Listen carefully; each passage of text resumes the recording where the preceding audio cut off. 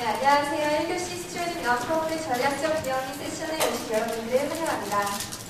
저는 이번 패널의 사회를 맡은 더 필란트로피스트의 이진아입니다. 이번 시간은 10시 반부터 12시까지 1시간 반 동안 진행될 예정이며 세 분의 전략적 비영리 전문가 패널들의 관련과 열린 토론이 있을 것입니다. 그 전에 전략적 비영리에 대해 간단한 브리핑이 있도록 하겠습니다. 크게 전략적 비영리가 어떻게 생겨나게 됐는지, 그리고 전략적 비영리 단체의 목표와 두 개의 성공 사례는 어떠한 것이 있는지, 그리고 한국의 전략적 비영리 사업은 어떠한지에 대해서 세 패널분들의 이야기를 듣도록 하겠습니다.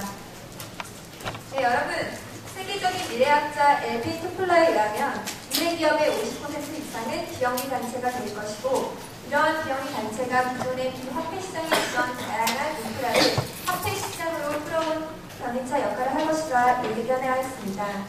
이러한 예견은 이미 예견이 아닌 현실화가 되었으며 한국에도 현재 수만 개의 단체와 협회, NGO, 대학, 국가기관, 병원 등 수많은 비영리 조직이 활동하고 있습니다. 다시 말해 비영리 단체는 소유주나 주주를 위해서 자본의 이익을 추구하지 않는 대신에 그 자본으로 사회적 발전을 달성하는 단체를 말합니다. 하지만 안타깝게도 한국의 비영리 조직은 미국과 유럽과는 달리 아직 그 역사가 짧고 선진국에 비해 중앙 집권화 대란과 유교적 권위주의 확산으로 인해 기부에 대한 부정적 인식이 증가하고 경세한 상황에 놓여 있습니다. 그리고 기존의 비영리 단체에는 몇 가지 문제점이 보이는데요. 다음 PPT를 보시면 다음과 같습니다. 비영리 단체의 대의성과주의, 기업의 부분식 후원, 단체의 관료체제, 일방향적인 단순 후원, 개인의 얕은 기부 문화나 기부 투명성의 부족으로 아직까지는 기부자들의 짧은 참여도가 있습니다. 그래서 단기적 기부와 일방향 기부로 국한되어 있었습니다. 그러면서 2007년에 경제대공황까지 겪은 후 사람들은 기부 문화가 더욱 정밀해지고 기부의 투명성에 목말라하기 시작하였습니다. 비영리 단체들 또한 단순한 일방적 기부나 일회성 비영리 활동이 아닌 지속적이고 전략적 계획이 필요하다고 느꼈습니다. 따라서 일정한 시간과 돈으로 최대의 효율성을 낼 수 있는 전략적 비영리로 발전되었습니다. 그럼 전략적 비영리 목표인 최대 효과를 내기 위해서는 어떻게 해야 할까요? 최대의 효율성과 목표 달성, 그리고 지속 가능성이 맞물렸을 때 일어납니다. 먼저 최대 효율성이란 가장 적은 시간과 노력, 그리고 돈으로 최대의 결과를 생산하는 모델을 일컫습니다. 경제 대공황 이후로 비영리 단체도 영리 단체처럼 효율적으로 운영돼야 한다고 주장하여 최대 효율성을 강조하게 되었습니다. 사회적 변화라는 것은 사실 굉장히 주관적으로 평가되기 때문에 그 효율성을 객관적으로 측정할 수 있는 도구가 필요하게 되었습니다. 그러면 효율성을 측정하기 위한 도구는 무엇이 있을까요? SROI라는 것입니다. Social Return on Investment라고 해서 단체 및 기업 경제 활동의 사회적 성과를 화폐 가치로 환산하여 사회적 기업이 창출하는 사회적 가치를 측정하는 것을 말합니다. 이는 경영 성과를 측정하는 제도 비율인 투자 수익률에서 파생되었습니다. SROI를 계산함으로써 사회 공헌 효과를 최대화시킬 수 있습니다. 그러나 이의 단점은 화폐 가치로 환산할 수 없는 사회적 이익이 존재할 때 계산이 어려운 단점입니다.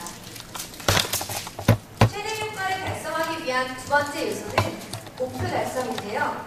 목표를 달성하기에 앞서서 목표를 정하는 것들이 중요합니다. 목표를 스마트하게 했다 보면 다음과 같습니다. S, Best, 자세하게, Measurable, 측정 가능하게, A, Attainable, 달성할 수 있도록, R, Realistically High, 현실적으로, T, Targeted, 달성 시기를 정하여서 목표를 정해야 합니다. 그리고 마지막으로는 단기적이 아닌 지속 가능 요소가 필요합니다. 지속 가능성이란 한 사회에서 미래 세대의 자원 혹은 능력에 의존하지 않고 현재 사회에 존재하는 자원 혹은 능력을 활용하여 현재 요구를 충족할 수 있는 것을 말합니다. 그럼 다음으로는 앞서 설명한 전략적 비영리 목표들의 요소들을 잘 갖춘 두 개의 성공 사례를 소개해드리도록 하겠습니다. 먼저 BD슈입니다. 요즘 BD슈 비판 많이 보시죠? BD슈는 1991년 영국에서 창간한 대중문화 잡지로 홈리스에게만 잡지를 판매할 수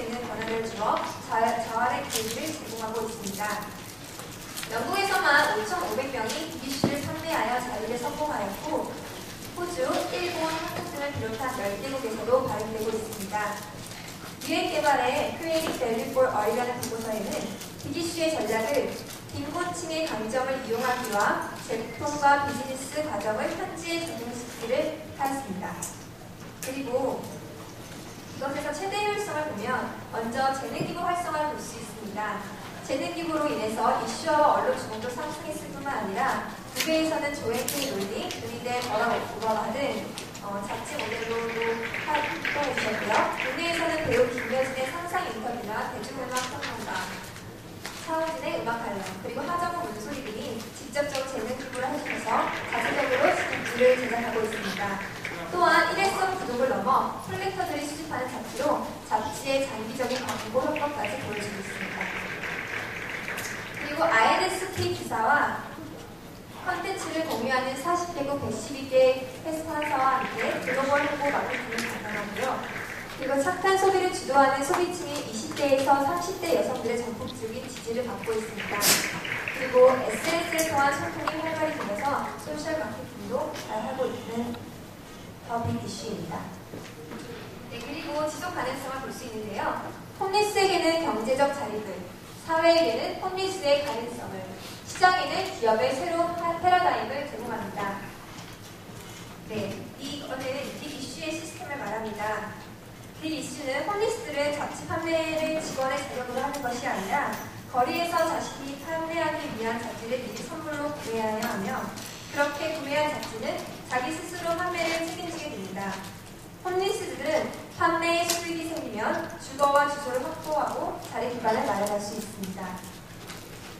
네, 이러한 3개월간의 훈련을 통해서 마케팅, 고객 접근, 자신감 컨트롤, 그리고 저축 훈련 등 사회 재통합의 필수적인 역량을 확보할 수 있습니다. 이러한 역량을 판매를 지속하면서 더욱 강화되게 되며 또 그리고 소기업의 운영자로서 주인의식을 소유하게 됩니다. 네, 그리고 빅이슈는 홈리스의 자리를 성공하였습니다. 그리고 우리 한국의 경우에서도 판매 부수가 증가하는 것을 볼 수 있는데요. 2010년에는 월 평균 12,000부가 판매되었고 2011년 이후로는 4만 부 이상이 판매되는 것을 볼 수 있습니다. 그리고 다른 해외 성공 사례를 말씀드리겠습니다. 첼리 워러라는 단체입니다. 이것은 이제 2006년 미국의 스포 해리슨이 설립한 비영 단체인데요. 뉴욕에서 나이트클럽 패션 이벤트의 파티 프로모터이야 했던 그는 30이 되던 해에 갖은 질병에 시달리고 사망에까지 이르는 아프리카 대륙의 현실을 목격하고 미국으로 돌아와 첼리 워러라는 단체를 시작하게 됩니다. 이 단체의 운영 방식은 간단하고도 정직합니다. 기부를 하고 기부금을 전달하고 어디에 사용하는지 정확하게 증명합니다. 가장 핵심적인 아이디어는 100%의 대중 기부금은 깨끗한 식수를 위해 프로젝트의 사용이라는 것입니다. 또한 마이 첼리 워러는 웹사이트 페이지를 통해 각 개인이 자신만의 모금 활동을 기록하고 기획할 수 있어서 사람들의 적극적인 참여를 유도하고 있습니다. 그리고 $5,000로 250명의 사람들에게 깨끗한 식수를 제공할 수 있다고 금액의 용도가 명확히 제시되어 있으므로 이것은 전략적 기부의 예라고 할 수 있습니다. 또 첼리 워러의 또 하나의 성공 비결은 SNS를 효과적으로 이용하는 것입니다. 예를 들어 웹사이트에서 기부한 금액 정보가 어디에 쓰였지, 그리고 GPS와 사진적으로 추적이 가능합니다. 따라서 내가 낸 돈이 과연 어떻게 사용되었을까, 제대로 쓰인 게 맞은 것일까? 라는 의심을 없애고 단체에 대한 신뢰를 증가시킵니다. 첼리 워러도 빅이슈와 같이 지속 가능성을 위해 노력합니다. 먼저 다른 기관에 의해 이미 만들어진 우물이나 펌프를 다시 고쳐주기도 하고 그들이 스스로 관리할 수 있도록 교육도 시켜줍니다. 이 모든 노력 덕분에 여태까지 6,611개의 물 프로젝트를 성공하였고 250만 명의 사람들에게 깨끗한 식수를 제공할 수 있게 되었습니다. 네, 그럼 현재 한국에서 전략적 비영리는 어떻게 진행되고 있고 또 어떠한 상황인지에 대해서 오늘 바쁜 시간 내주신 귀한 패널 세 분들과 함께 그 말을 나누고자 합니다. 네, 먼저 배충무 고문님을 소개하도록 하겠습니다. 네, 배충무 고문님은 국제아동토끼연합의 이사님, 그리고 상임 고문님, 기획담당 이사 전임으로 근무하고 계십니다. 박수로 환영합니다.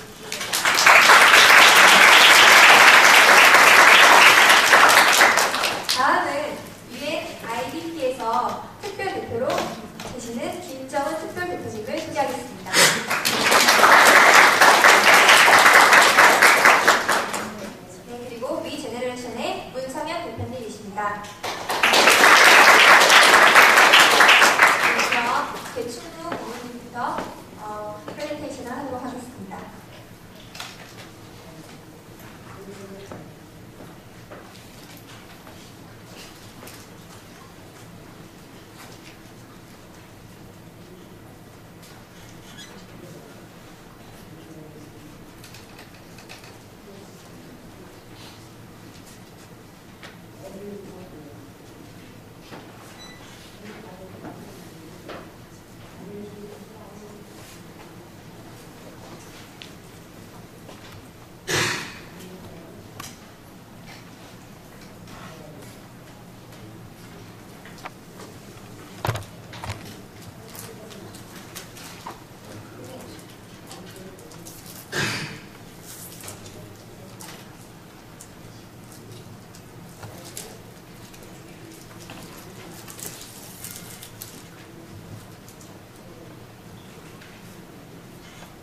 지금 방금 우려받은 국제 아동독개연합의 고문경 기획이사로 있는 계충입니다.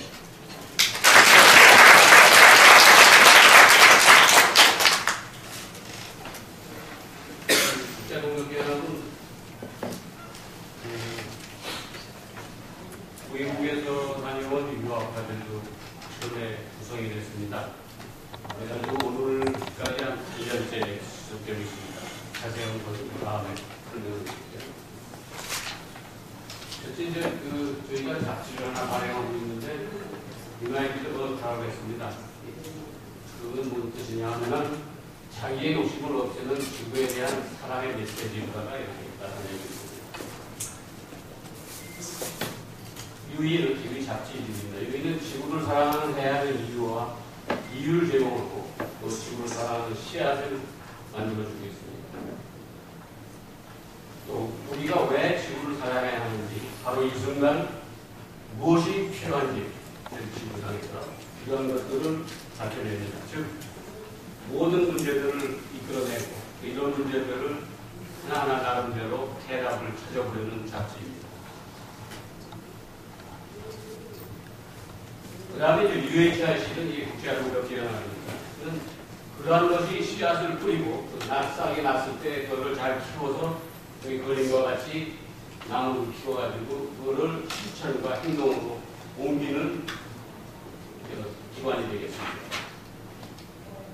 유의의 생각과 아까 잡지의 생각과 가치가 모여 열매를 맺어 지금 바로 이 순간 도움이 필요한 지구 반대편에 아이들에게 사랑을 보여주는 액션입니다. 그리고 그 다음에 유익한 공간은 우리가 조그마한 후원 카페를 운영하고 있습니다. 이러한 유익한 공간은 지구사랑 실천을 보여주는 따뜻한 공간입니다. 여기에서 후원을 하고 싶은 사람, 이러한 사람들이 모여서 이야기도 나누고 간단한 음악 회도하고 컴퓨터 회의도 갖고 이런 작은 공간입니다.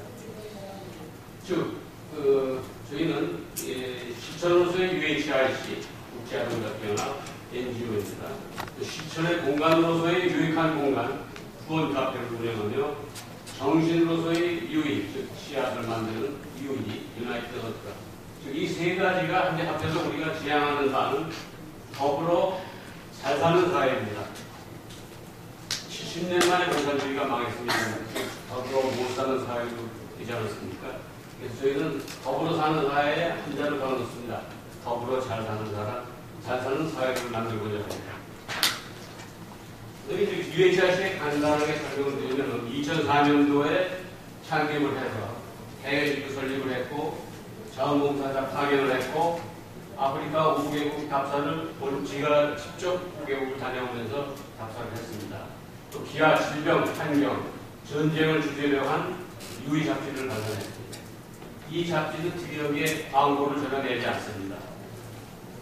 그 다음에 2009년부터 오늘까지 탄자니아 탕가시에 5세 미만의 아동 건강센터를 설립 운영하고 있습니다. 그리고 후원 카페 유익한 공간을 강남역 속에 개장을 했고 인도네시아 보고르 지역 아동영양센터 운영, 필리핀 다카안의 단위보건소 설립. 여기 하나 우리는 조그마한 단체지만 UN NGO 분들, UN 경제사와 이사회의 NGO 브랜치가 있습니다.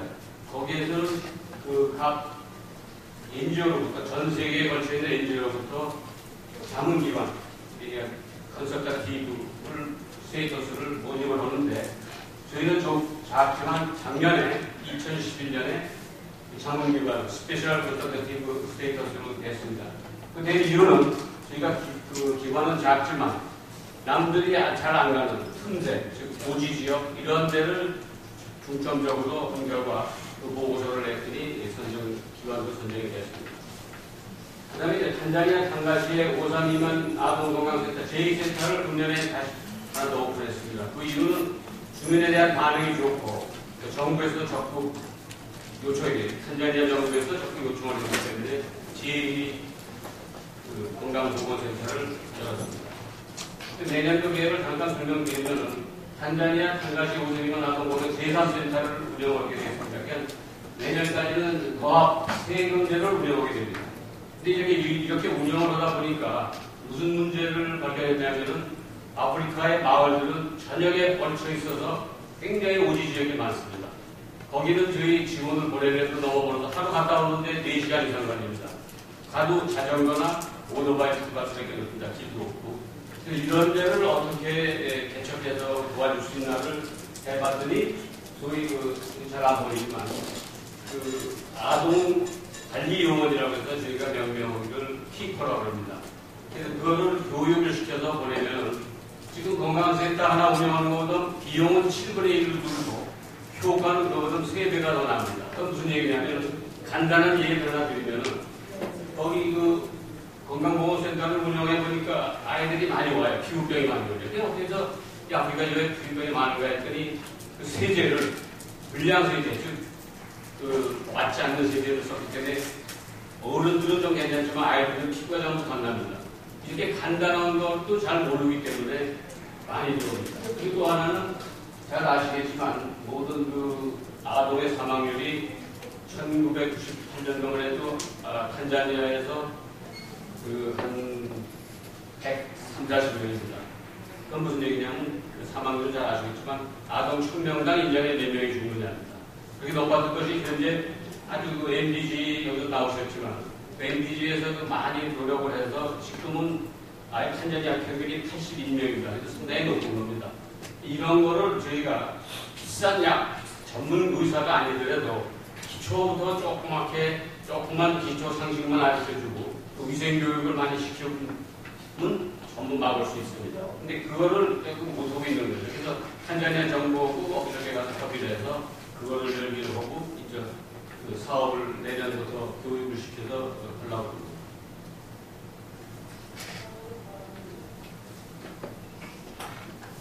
유익한 공간에 대해서 잠깐 말씀드리면 사실 유익한 공간 그것도 잘 아시다시피 수요는 얼마든지 있습니다. 그건 무슨 얘기냐면은 우리가 돈을 들여서 구원해줄 수요는 전 세계에 또는 국내에도 얼마든지 있으나 그거를 막아줄 수 있는 공급, 즉 후원금 마련은 굉장히 어렵습니다. 백방문 노력을 해도 참 힘듭니다. 저희가 UN 자문기관에 들어간 이유 하나도 국내에서 상당히 모금하기가 어려우니까 국제적으로 나가보자. 그러려면 객관성으로 인정되는 게 없기 때문에 그거의 일원으로다가 집어넣는 겁니다. 공급을 어떻게 하느냐는 문제가 상당히 심각하기 때문에 자, 카페를 운영하면서 여기서 강남 지역에다 해서 운영할 것 같으면 수입도 생기고 여러 가지 될 것 같지만 그 생각과는 그렇게 되지는 않습니다. 여기서 무슨 역할을 하냐면 기부를 하겠다는 결심을 하더라도 기부할 단체를 찾아야 하고 돈을 보내는 모든 물품을 보내든가 뭐 행동을 한다는 것이 쉽지 않습니다. 실제 하고 싶은 사람이 막상 흘려도. 그러나 자연스러운 기부 행동의 장으로서 여기 작은 기부들이 모여서 나눔을 실천하는 복합 공간으로 하고 있습니다. 즉 유익한 음식, 유익한 공간, 유익한 문화생활을 만들고 있습니다. 유익한 문화생활 한 예를 들면 잘 아시겠지만 우리나라의 대표적인 하피스트 박정 선생이 와서 하프 2대를 가져와서 설명을 하고 또 아이들도 하프 공부하는 아이들이 와서 거기서 같이 음악을 들으면서 그 공부를 하기도 합니다. 언제든지 강남에 오실 기회가 있으면 한번 들려주시면 좋겠습니다. 특히 그 카레라이스하고 이 피자가 아주 맛있게 되는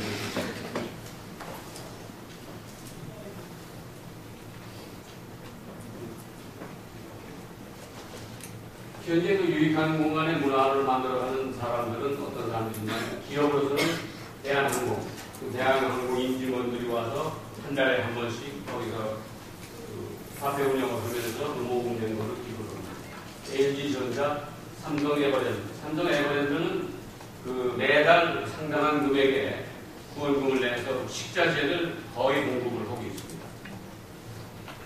그런데 대학생 그룹들이 많이 옵니다. 서울대학교 경영대학원에 서울대에는 20개의 카페가 있고 대학생 자원봉사 타임 원우, 여기 뭐냐면 대학생들이 모여서 우리는 하나다를 영어로 원우라고 했답니다. 근데 현재 이 친구들이 한 10명이 상당히 먼 탄자니아 저희 그 건강보건센터에서 지금 이 순간에도 자원봉사를 하고 있습니다. 그 다음에 이제 중고생, 이제 그 자원봉사단 아리따움의 재능을 여기서 나누기도 합니다. 향후에 근데 뭘 하려고 하냐면 중고생 잉글리시 쿠킹 클래스를 오픈하려고 합니다. 이건 뭐냐면 강남구청에서 토요일 날 이제 학생들이 좀 노니까 이런 학생들을 위해서 뭘 할 일이 없을까 하고 저희한테 공문이 와서 저희가 생각하는 것이 저겁니다. 저기는 음식을 가르쳐주고 또 하나는 그 음식뿐만 아니라 우리가 이제 글로벌리제이션에 대해서 세계 도처에 다니는데 테이블 매너라든지 또 음식 이름이라든지 이런 거를 골고루 초중고생부터 가르쳐주면서 이들이 어떤 국제화하는데 큰 도움이 될 수 있게 생각을 했습니다. 이것은 거의 결정됐지만 커피 브루나루라고 청와대에 커피 납부는 업체랍니다. 저는 잘 모르겠습니다만 거기도 와서 얘기가 사회 공헌 활동을 하고 싶은데 어떻게 되겠냐. 그래서 과거와는 좀 다릅니다. 과거는 뭐 돈만 내고 기업들이 그만두라고 하는데 이제는 그게 지향이 돼가지고 돈을 내고 돈도 기업에서만 내는 게 아니라 기업의 임직원들 자신의 허주문에서 돈을 내고 기업에서 내고 해서 이런 활동을 하는 것도 좋은 방향으로 지금 자꾸 나가고 있습니다.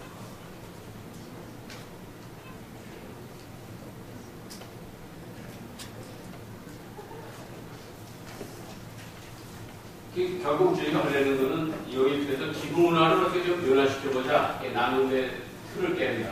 넘치는 여기 유의잡지라는 얘기입니다.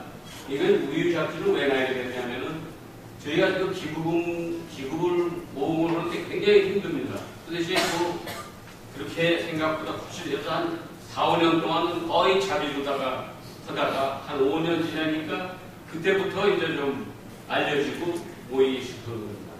그래서 이제 나눔에서 틀을 깨보자. 그러니까 우리나라의 기부 문화를 어떻게 좀 혁신시켜보자 하는 생각을 하다가 잡지를 내놓습니다.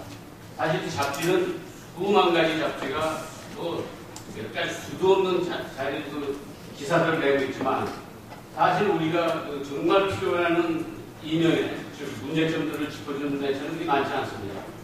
다른 작은 비영리 단체는 무료로 공고를 해주고 기사를 게재해주고 우리는 내가 참가해서 2012년 12월까지 매달 발간하다가 그 다음에는 이게 너무 벅차서 그거를 리플렛으로 해가지고 2달에 한 번씩 또는 3달에 한 번씩 그걸 바꾸고 있습니다.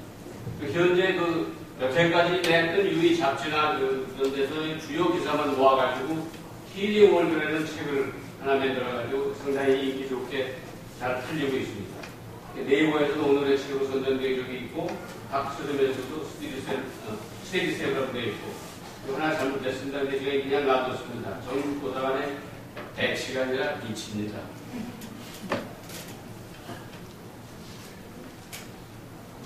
결국 유의는 한마디로 지구를 사랑해야 하는 이유를 제공하는 지구의 사랑의 씨앗이다. 그 말씀드리고 제가 지금 말씀드린 것을 저는 우리나라의 여러분들이 잘 아시는 속담세수로 결론을 내면서 이 소위 전략적 발전을 하는 방향을 간단하게 제시하려고 합니다.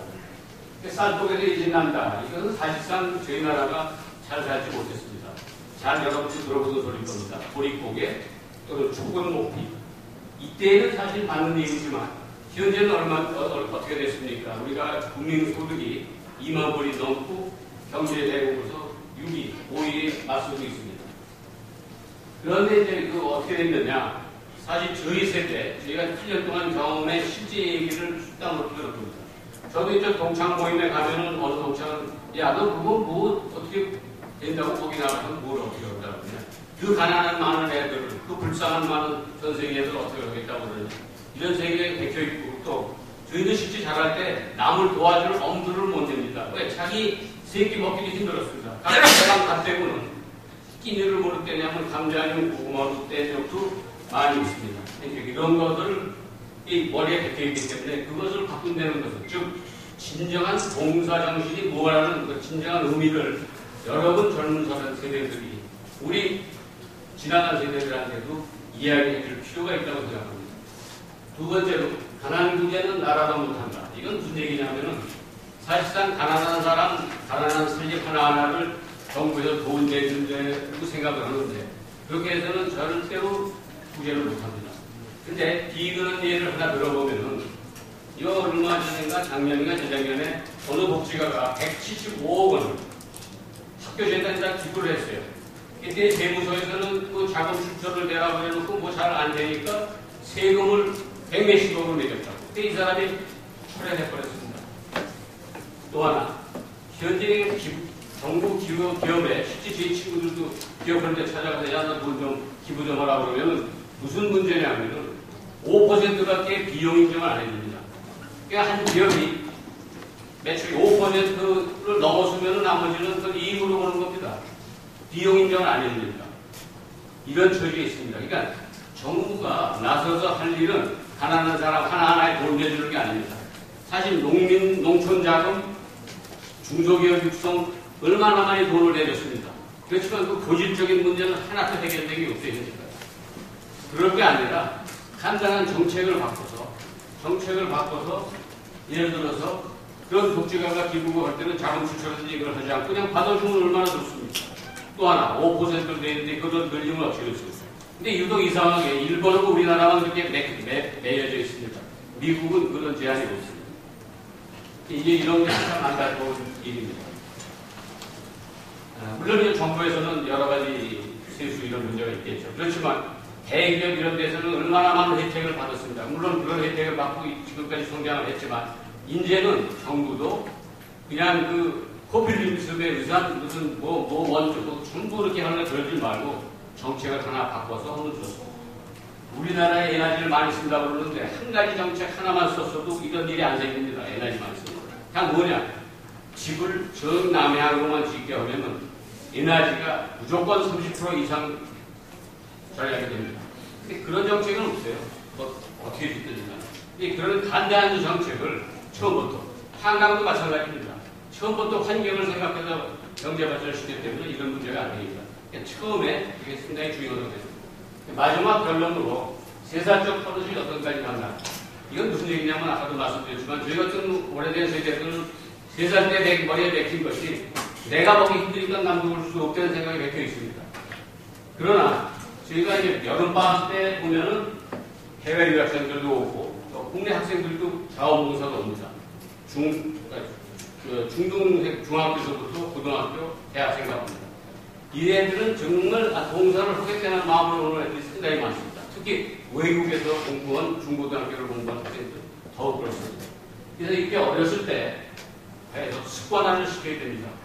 한때 유행하던 저희가 자랄 때 예비군으로서 유행하던 말이 있습니다. 그건 뭐냐면 이북에서는 전군 간부화라는 얘기를 했습니다. 그건 무슨 얘기냐면 인민군 전부를 간부를 만들겠다 이런 얘기입니다. 근데 제가 여기서 하나 제안하고 싶은 것은 전 국민을 봉사화시키는 그런 방향으로 여러분 젊은이들이 이끌어줬으면 합니다. 세 가지를 가지고 이 앞으로 이 전략적 발전을 어디로 나갈까 하는 것을 좀 길게 장황하게 설명드렸습니다.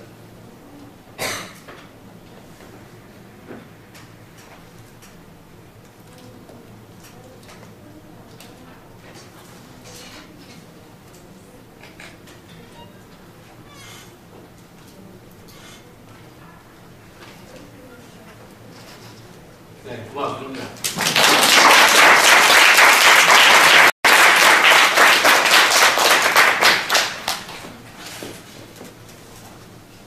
네, 나눔에 관한 귀한 말씀 나눠주신 이충우 부모님께 다시 한번 진심으로 감사드립니다.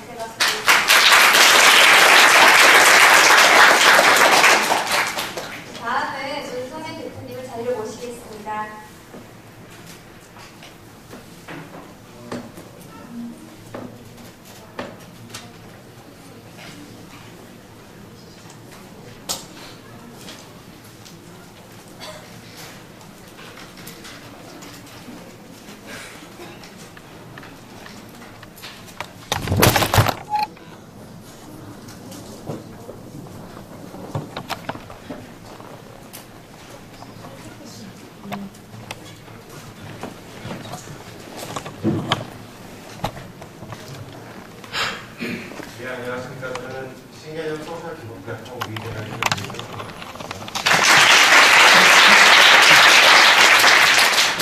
요즘 제가 지인들에게 자주 듣는 얘기가 있어요. 몸에 생긴 거나 안 오는 좋은이라고 말씀드리고 저는 제가 좋은이라고 생각하지 않습니다. 다만 여러분이 좋은 일을 제대로 전략적으로 잘할 수 있도록 돋보이는 역할을 맡고 있다고 생각합니다. 그래서 이 리제너레이션, 이 문법도 안 맞고 이 긴 이름은 어디서 왔을까요? 저희가 이제 그 동명의 책에서 따왔습니다. 읽은 거죠. 그래서 이 책에서 정의하는 리제너레이션 다음과 같습니다. 남들과 나누고 공유하는 것이 공적으로 나에게 더 이들임을 인지하고 그에 맞게 행동하는 우리 젊은 세대. 바로 여러분이 리제너레이션입니다. 그럼 리제너레이션이 어떻게 다른가? 우선 리제너레이션은 굉장히 신형합니다. 그래서 아까 설명하신 첼티 워터하고 유사하다고 보시면 됩니다. 그래서 우리는 이 리제너레이션은 여러분이 녹음한 거에서 단돈 1원도 수수료로 가져가셨습니다. 그리고 저희와 참여한 단체로 여러분이 소중하신 후원 금액을 100% 명시된 수수자를 위해서 전액 쓰이고요. 그리고 우리 수혜자들도 확실하게 구체적으로 명시해서 정말 그분들에게 전액이 돌아갈 수 있도록 그런 형태로 이루어져 있습니다. 그리고 저희가 이제 캠페인 종료 후에는 다른 단체도 저희에게 재무보고를 확실해서 후원자분들을 보내드리고요. 그리고 이제 정기적으로 우리 수혜자분들 삶이 어떻게 변화나가는지를 구체적인 사진과 글로써 업데이트 해드립니다. 근데 여기까지 투명성까지는 사실 어쩌면 당연한 겁니다. 근데 다만 이루어지지 않고 있는 거죠. 근데 저같이 이기적인 사람들은 사실 투명한 것만으로는 부족합니다. 정말 내 돈이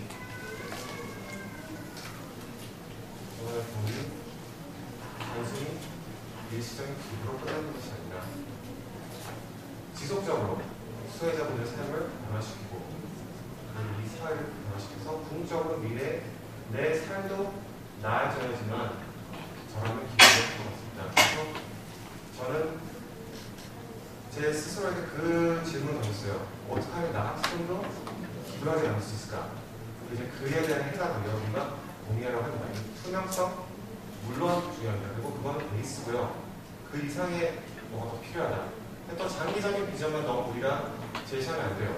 사람들은 장기적인 비전에만 의존할 수가 없거든요. 그래서 단기적으로도 흥미로움과 즐거움 유발할 수 있는 요소를 포함시켜서 현실에서도 기대를 할 수 있고 장기적인 미래의 비전을 발견할 수 있는 그런 구조를 저희는 구상했고 이제 지난주에 진행했습니다. 그러면 리제너레이션 과연 어떻게 다른 거예요? 기존의 소셜 펀드 사이트과 다른 점이 과연 무엇인지 저희 설명을 해드리겠습니다. 기존 소셜 펀딩 사이트와는 달리 저희 캠페인에 이제 기업과 유명인사가 참여하게 됐습니다. 그래서 우선 자선단체가 캠페인을 제시하는 것 같아요. 그래서 여기서 이 예시 같은 경우에는 월드비전이 강원도의 한 3척의 한 교회에서 가스 폭파사가 났습니다. 그래서 이 중태에 빠진 강원도의 한 어린이를 도와주세요 라고 캠페인을 진행해야 하는 겁니다. 그럼 이제 거기에 공감하는 유명인사, 여기 사진은 배우 유승원 씨가 나왔고요. 배우 유승원 씨가 저 진짜 이거에 공감하고 이 아이를 듣고 싶다. 근데 이제 유명인사니까 본인의 영향력을 활용해서 도와줄 수 있습니다. 그래서 이 캠페인에 공감하는 유명인사와 함께 후원자분 중에 추첨을 통해서 기부에 참여하신 분들 사진과 저녁 식사하고 싶다 하는 이런 이벤트를 진행할 겁니다. 이 이벤트는 어찌 보면 로또와 유사하다고 볼 수 있어요.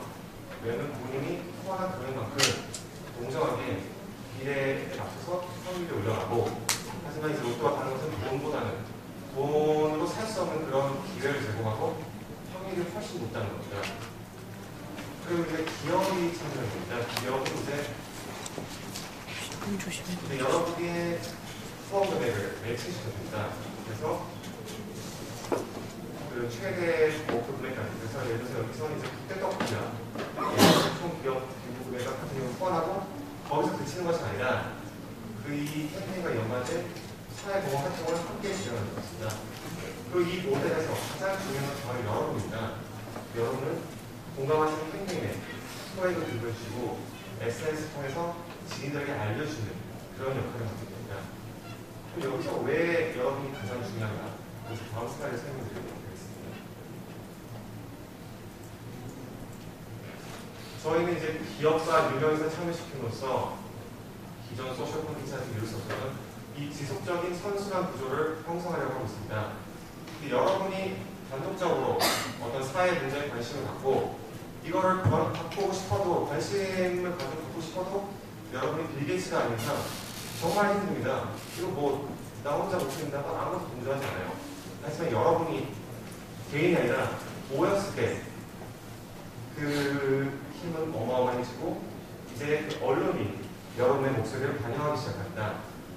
언론이 여러분의 목소리를 반영하기 시작하면 그에 동조하는, 공감하는 유명인사들과 기업들이 늘어나겠죠. 그러면 또 공적으로 또 유명인사와 기업이 늘어나면 여러분의 목소리에 동조하는 또 더 많은 대중이 참여하게 됩니다. 그래서 이 지속적인 선순환을 통해서 내가 말을 했고 정작 말을 했을 때 정말 그게 점점 더 커져서 우리 사회를 변화시킬 수 있다는 것이 저희 모델의 핵심입니다. 그리고 이게 왜 가능한 이유는 결국 유명인사 기업은 여러분 때문에 이제 여러분이 밥줄이거든요. 여러분 때문에 먹고 사는 유명인사 기업이 여러분이 정말 그 집단으로 모였을 때 그 힘을 어마어마해지고 무시할 수 없는 힘이 돼서 사회를 변화시킬 수 있다고 저는 믿습니다.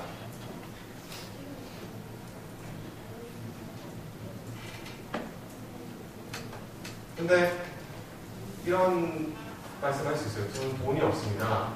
근데 돈은 저도 없어요. 저도 사실 편익이 필요합니다. 사실 제가 근데 사실 저도 그렇고 여러분 대부분 누구나 한 달에 10,000원 정도는 특별한 사이 없이 쓰게 되는 분이 있잖아요.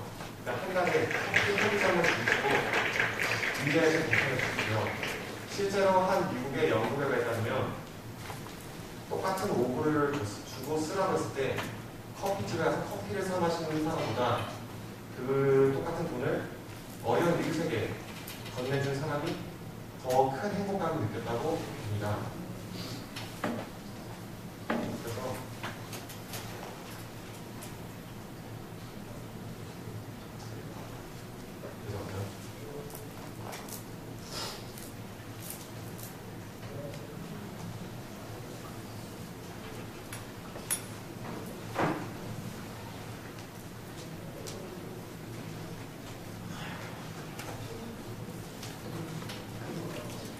그래서 저희가 이루려고 하는 것은 여러분의 참여를 통해서 지속적으로 사회를 변화시킬 수 있는 모델을 구축하는 겁니다. 커피에 마시고 위생하십시오. 감사합니다.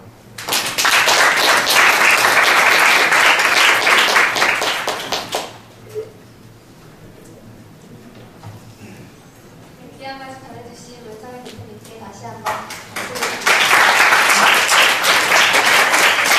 감사드립니다. 대표님을 자리로 모시겠습니다.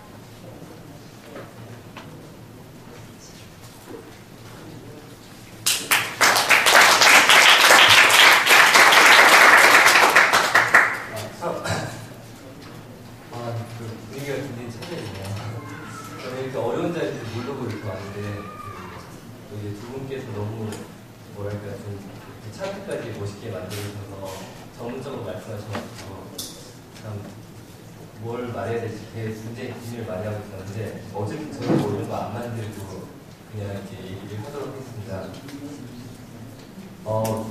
사실 저는 이제 전략적 비용이란 말이 뭔지를 잘 모르겠어요. 그래서 제가 여러분들한테 여기에 대한 해답을 말씀을 못 드리겠어요. 일단 제가 잘 이해가 안 되기 때문에 제가 하고 있는 일에 대해서 뭐 간단히 먼저 설명을 드릴게요.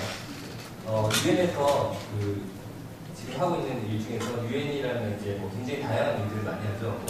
예를 들어서 뭐 여러분들이 쉽게 들어봤을 때 안보리나 또는 뭐가 있을까요? 유엔 하면 딱 떠오르는 건 뭐 반기문 총장님입니다. 근데 그 유엔에서 하고 있는 단일 규모 사업 중에서 가장 큰 규모의 사업이 이 MDG 사업이라고 합니다. 청년 개발 목표 사업이라고 하는데 2015년까지 우리가 인류가 그러니까 쉽게 말해서 인류의 최대 공원 사업이라고 볼 수 있습니다. 그래서 이 새천년 개발 목표 사업은 전 세계 189개국이 동참해서 모든 정부와 NGO와 시민들 그리고 또 국가들이 함께 참여해서 지금 이제 달성을 이루고자 하는 그런 8가지 목표를 두고 하고 있는 캠페인인데 사실 저도 뭐 이렇게 아주 제가 이 일을 하고 있지만 아주 자세히 알지는 못하고 또 여러분들 같은 경우 더더욱 잘 모르기 때문에 저희 IDP는 유엔의 그 MDG를 지원하는 기구입니다. 그래서 저희는 이런 내용들을 한국에서 또는 아시아에서 캠페인을 벌여서 일반 시민들이나 NGO 또는 아까 말씀드린 정부에서 알 수 있게 하는 역할을 하고 있습니다. 그 새천년 개발 목표는 뭐 궁금하신 분들은 네이버를 검색하시면 더 자세히 아실 수 있고요. 저는 이제 이런 생각을 좀 했어요. 그 국제사회를 움직이는 가장 큰 힘은 이제 뭐 여러 가지가 있겠죠. 경제. 예전에 여러분들 뭐 수업 시간에 들어봤을 법한 하드파워 이런 얘기 아시나요? 하드파워, 소프트파워 이런 얘기 들어보셨나요? 그 경제나 군사 같은 그런 이제 힘들은 하드파워라고 그러죠. 그래서 뭐 북한을 제재를 해야 되겠다. 그럼 이제 어떤 북한을 경제적으로 제재한다. 아니면 밀리터리 군사적으로 제재한다. 이런 것들을 하드파워라고 소프트파워라는 개념이 생겨서 어떤 문화적으로 접근할 수 있는 그런 예를 들어서 올림픽 같은 게 소프트파워의 대표적인 한 예라고 할 수 있습니다. 근데 이런 것들 이제 국제사회로 움직이는 굉장히 중요한 힘인데 근데 지금 이런 것보다 더 중요한 건 뭐냐면 예를 하나 들어볼게요. 그 이라크 전쟁을 이제 미국에서 이라크를 침공하기 위해서 뭐 준비를 여러 가지를 많이 했어요. 뭐 침공이라고 표현하기도 좀 그렇지만 어쨌든 뭐 경제적으로 뭐 일단 그 내수 경제나 이런 것도 신경을 쓸 테고 두 번째로는 군사적으로 어떻게 우리가 과연 이라크 중동 지역을 장악할 수 있을 건지에 대한 막 고민들을 많이 했겠죠. 근데 실제로 미국이 이라크를 이제 가기 위해서 가장 중요했던 것은 국제사회의 여론입니다. 여론. 유엔에서 먼저 유엔 안보리에서 제재가 결정이 돼야 되고 두 번째로 중동의 여러 국가들이 이라크가 나쁜 국가니까 나쁜 지도자가 있으니까 미국이 너네가 이렇게 와서 전쟁을 해도 된다. 암묵적인 어떤 동의가 이루어져야 되고 또 다른 그 수많은 전 세계 국가 200개가 넘는 어떤 국가들에서 미국이 이라크 전쟁을 개입하는 것을 뭐 동의를 하든 안 하든 거기에 대해서 뭔가 공감대를 형성을 해야 된다는 거죠. 그래서 미국이 가장 신경 쓰는 것은 군사적인 부분이나 경제적인 부분도 중요하지만 이라크 전쟁을 일으키기 위해서 첫 번째로 여론이라는 걸 가장 많이 신경을 쓴다는 거죠. 그 여론이 시민들이 될 수도 있고 국가가 될 수도 있고 뭐 NGO가 될 수도 있고 또 다른 하나의 예를 들어볼게요. 제가 지난주에 이렇게 기차를 타고 가다 신문을 읽었는데 강릉에서 어떤 할머니가 이제 돌아가셨어요. 근데 이제 왜 돌아가셨냐면 그 신문에 기사가 되게 조그맣게 났습니다. 그래서 이제 뭐 대부분 사람들 잘 못 봤을 거라 생각하는데 왜 돌아가셨냐면 평소에 질병을 앓고 계셨어요. 뭐 고혈압이라든지 제가 뭐 자세한 건 기억이 안 나는데 그래서 근데 이제 그 할머니가 기초생활수급자였어요. 기초생활수급자였고 그리고 외손주인지 손주인지를 이제 10개월 된 아기를 이제 혼자 기르고 있어요. 근데 왜 그 아기를 혼자 기르고 있었냐면 엄마가 이제 또 미혼모다 보니까 이렇게 또 밖에 돈 벌러 나와서 아기 비누값이라든지 이런 걸 마련해야 되잖아요. 그래서 외지에 나가 있는 사이에 이제 뭐 할머니한테 돈도 보내주고 연락도 하고 했는데 그 최근에는 연락이 잘 안 됐나 봐요. 그래서 어쨌든 할머니가 혈압이 있으시니까 이렇게 욕실에 들어서 뭔가 일을 아기를 시키려고 하다가 쓰러지신 거예요. 근데 이제 돌아가셨는데 뭐 10개월 된 아기는 뭐 말할 것도 없겠죠. 뭐 말할 수 있는 그것도 안 되니까. 그 아기도 문제는 아기도 옆에서 이렇게 할머니 쓰러진 데서 울다가 아사를 했어요. 근데 그게 이제 한 10일 뒤에 발견됐어요. 그래서 이제 동네 주민이 옆집에서 애기 우는 소리가 안 들리고 또 이제 또 이상한 냄새도 좀 나고 하니까 이제 딱 문 열어봤더니 할머니랑 그 아기가 이제 죽어 있더라. 그래서 이제 신고를 하고 이렇게 되는데 이제 기초생활수 방금 말씀드린 대로 굉장히 많은 사람들이 그게 얼마인지 제가 정확히 잘 모르겠습니다. 너무 무성의하게 제가 온 것 같은데 어쨌든 그 돈이 얼마 안 돼요. 한 달에 한 뭐 몇십만 원이 잘 안 되는 걸로 제가 알고 있는데 근데 그럼 한 달을 30일이니까 그렇게 돈을 나눠보면 아까 여기 우리 대표님하고 또 부모님께서 말씀하신 커피값 정도가 나온다는 거죠. 커피값. 근데 우리가 이제 스타벅스나 뭐 기타 여러 기업들 커피를 파는 기업들에서 한국에 들어와서 한국만 유난히 그 커피값을 비싸게 받는 이유에 대해서 구구절절하게 이렇게 뭐 신문에 써가지고 막 인터뷰를 하잖아요. 나는 다 이유가 있겠죠. 뭐 물가도 좀 올랐고 원자재도 올랐고 뭐 어쩌고저쩌고 이렇게 얘기를 하지만 근데 어쨌든 우리는 그 6,000원짜리 커피를 굉장히 자주 즐긴다는 거죠. 저만 해도 뭐 하루에 한 10잔을 마시는 것 같아요. 뭐 사람들 만나고 하다 보니까. 근데 어쨌든 어떤 이는 제가 이제 그 신문을 보면서 딱 느낀 게 뭐냐면 요즘 같은 세상에 아사하는 사람이 있다는 거는 진짜 굉장한 충격이거든요. 저는 그 신문을 보고 진짜 그것도 이제 시결된 아기 같으면 일단 서서 걸어다닐 수가 없겠죠. 그러니까 이제 할머니가 쓰러져 있으니까 이렇게 쿵틀쿵틀 기어가지고 할머니 옆에 왔는데 할머니 뭐 이제 돌아가셨으니까 아기도 옆에서 이렇게 울다가 그냥 아사를 한 거예요. 그러니까 이런 게 참 이게 대한민국 현실이라는 게 굉장히 마음이 아프더라고요. 근데 사실 아까 우리 미 제너레이션의 그 대표님께서도 커피값을 한 달에 한 번 이렇게 킵을 해서 기부를 해라, 조사를 해라 하지만 과연 여기 뭐 계신 분 중에서 그럴 사람은 제가 볼 때 거의 없을 거라고 생각해요.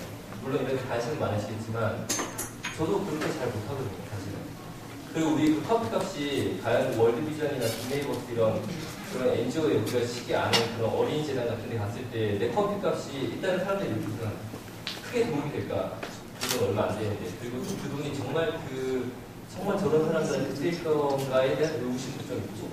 그래서 어쨌든 제가 이제 말씀드린 건 뭐냐면 이 국제사회를 움직이고 그다음에 실제로 이런 사회적인 변화를 일으키는데 가장 중요한 건 여론입니다. 여론. 근데 여러분들 같이 이렇게 한 몇천 명이 오늘 이 자리에 왔다 하더라도 여러분들 앞에서 막 열변을 토해도 뭐 몇 명은 이렇게 마음이 좀 움직이는 사람이 있겠지만 대부분 그냥 오늘 이런 컨퍼런스 한번 왔다 하고 그냥 집에 가실 거란 말이에요. 또 나름 뭐 자기 생각도 있긴 하겠지만 대중을 여론적으로 움직인다는 건 굉장히 힘들다고 저는 생각합니다. 그래서 뭔가 강력한 어떤 여론을 움직일 수 있는 힘을 그 힘들을 움직이는 여론이 필요한 게 저의 개인적인 생각입니다.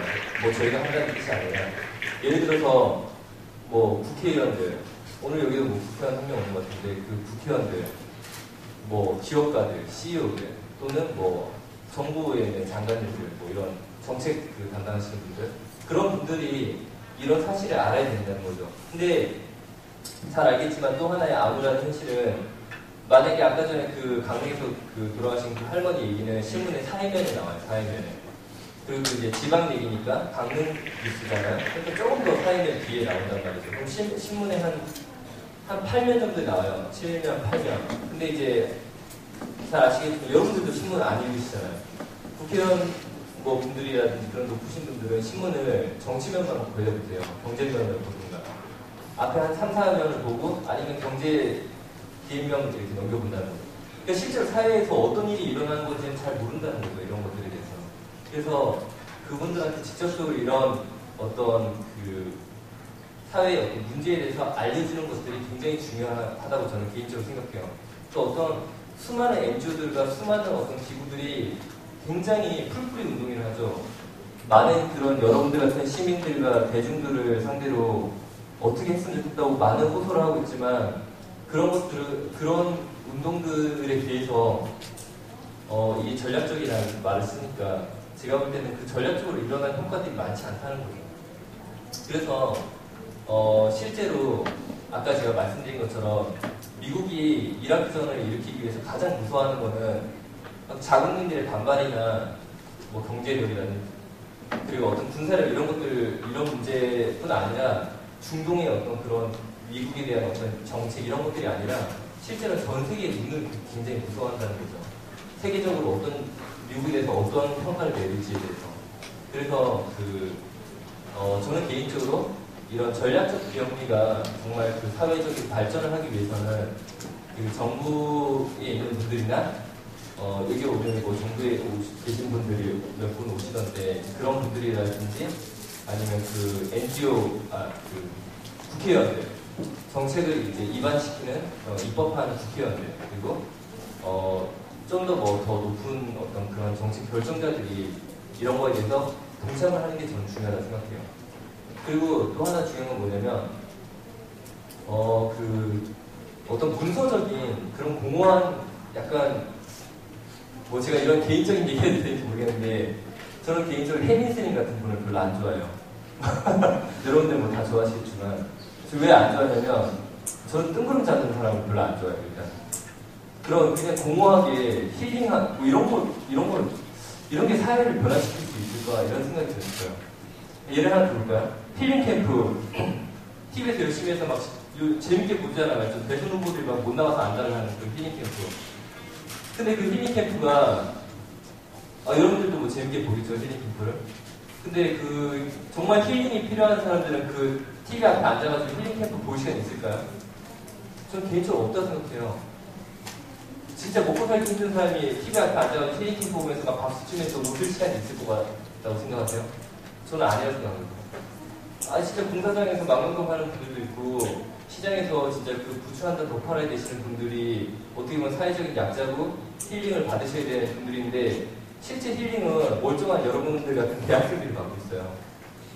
사지 멀쩡하고 일 열심히 할 수 있는 이런 사람들이나 건강한 사람들이 힐링을 받으면서 막 박수치고 웃고 있어요. 근데 저는 그런 것들에 대해서 좀 부정적이에요. 우리같이 열심히 일할 수 있고 굉장히 이렇게 건강한 사람들은 나와서 일하면 되는 거예요. 뭐든지 할 수 있어요. 네? 진짜 뭐든지 할 수 있고 사회 발전을 위해서 자기 힘을 조금이라도 더 쏟을 수 있는 역할을 찾을 수 있다고 저는 생각해요. 근데 진짜 힐링이 필요한 사람들한테 어떤 식으로 정책적으로 접근할 것인지에 대해서를 우리 사회가 좀 더 많은 그 고민이 필요하다고 저는 생각합니다. 그래서 제가 여러분들한테 뭐 이렇게 시원한 답을 드릴 수도 없고 또 저의 개인적인 이런 그 생각을 뭐 혜미스님한테 뭐 말씀하셔도 상관없고요. 그 말씀드렸지만 어쨌든 그 현실은 제가 이제 좋아하는 말이기도 하지만 현실은 예능이 아니잖아요, 맞죠?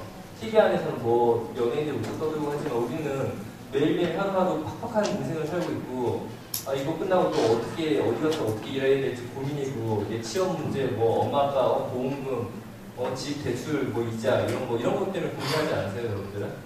그래서 현실은 아주 리얼리티라는 거죠. 누가 뜬구름 잡는 얘기한데 우리한테 크게 도움이 되는 건 아니에요, 사실. 각자가 움직이고 어떻게 사회적인 발전을 이루기 위해서 노력할 것인가 그게 중요한 거라고 저는 생각해요.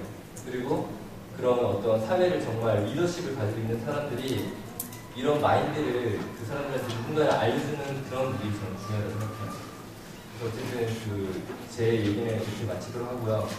오늘 여러분들이 사실 이 두 분께서는 저보다 훨씬 더 전문가라고 저는 생각을 해요. 그래서 두 분의 어떤 말씀이나 또 다른 어떤 패널들한테 질문도 많이 하시면서 어떤 여러분들이 생각하시는 그런 생각과 또는 이런 그 비영리에 대한 생각이 좀 더 발전적으로 변했으면 좋겠습니다. 감사합니다.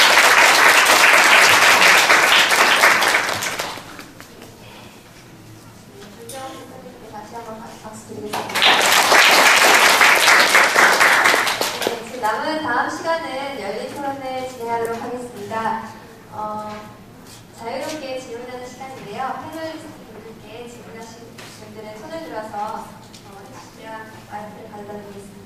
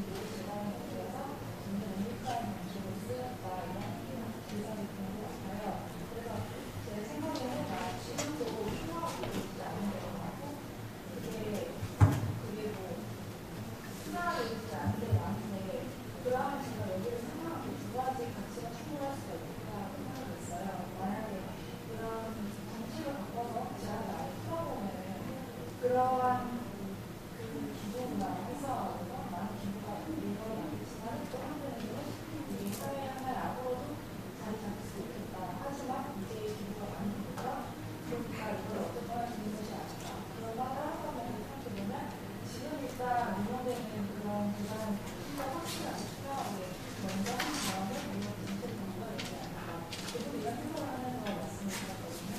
그래서 이게 어떠한 것이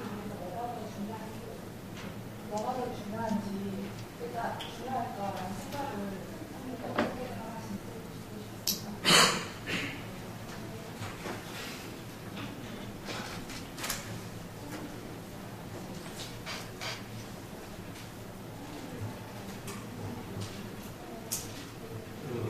정책이라는 것은 언제든지 시행을 하면은 양면이 있습니다.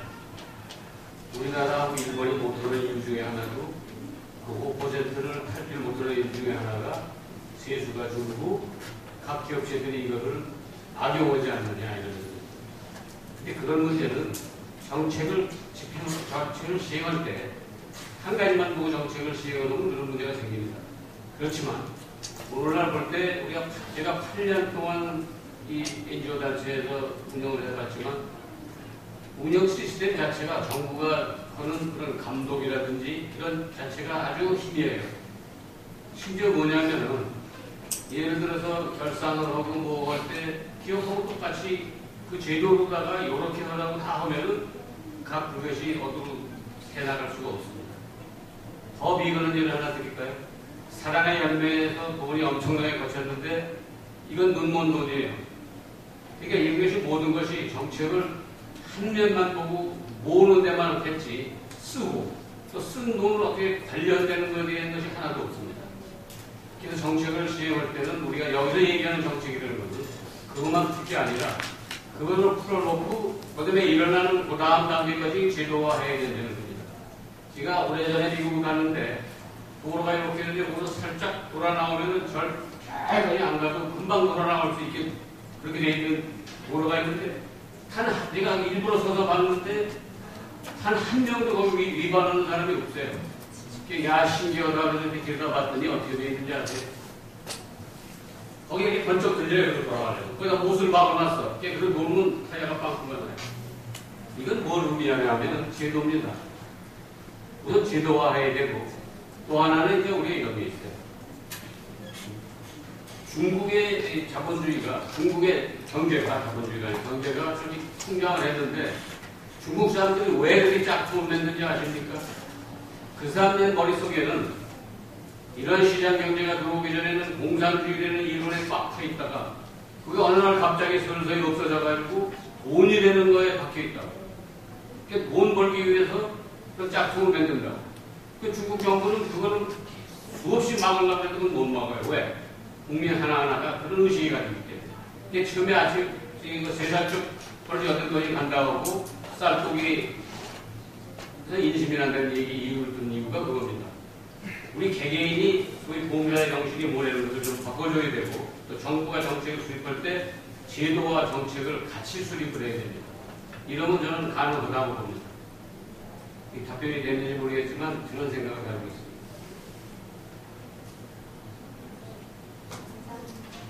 다른 분 질문 있으시나요?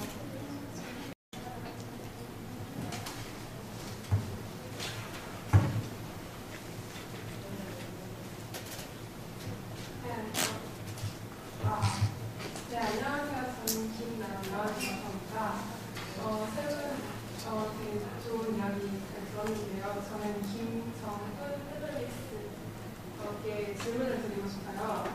그 여론이랑 여러 가지 얘기를 하셨지만 여론이랑 정책의 중요성에 대해서 얘기를 하셨던 것 같은데 저는 여기에 참여하신 직원분들이 참여비도 내고 긴 시간을 할애해서 오셨기 때문에 나름대로 적극적으로 여론 형성에 기여를 하시는 분들이 많다고 생각을 했어요. 근데 되게 개인적인 사람들의 의견이 모여서 여론이 되는 건데 개개인의 생각에 대해서 좀 회의적이시기도 하고 현실적으로 바라보시는 측면이 있는 것 같았는데 그렇다면 여론의 어떤 힘을 이용해서